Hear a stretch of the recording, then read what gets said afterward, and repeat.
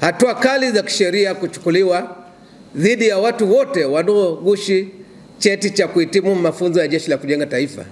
Hivi karibuni, Jeshi la Kujenga Taifa limebaini uwepo wa vyeti vya kughushi vilivyotumiwa na baadhi ya vijana ambao sio waaminifu ili kujipatia ajira katika taasisi na makampuni yanayohitaji watendaji waliopitia mafunzo ya Jeshi la Kujenga Taifa.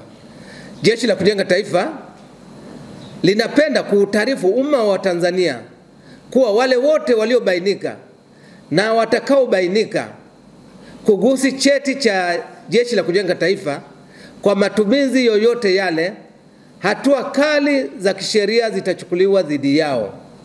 Jeshi la Kujenga Taifa lipo tayari kutoa ushirikiano kwa taasisi na makampuni yote yanayohitaji uhakiki wa vyeti vya Jeshi la Kujenga Taifa kwa watumishi wao waliopitia mafunzo ya Jeshi la Kujenga Taifa.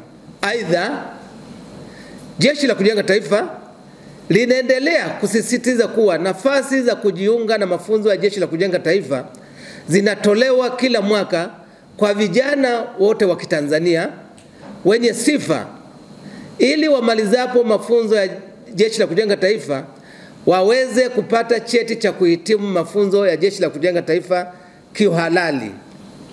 Pia Jeshi la Kujenga Taifa linawakumbusha wananchi kuwa nafasi hizo zinatolewa kwa kutangazwa katika vyombo mbalimbali vya habari na mitandao ya kijamii hapa nchini. Hivyo wananchi waepuke kutapeliwa kwa namna yoyote ile, ikiwemo kutumiwa ujumbe mfupi wa maneno katika simu zao, kupigiwa simu na kutakiwa kutoa kiasi fulani cha fedha ili kupata nafasi hizo.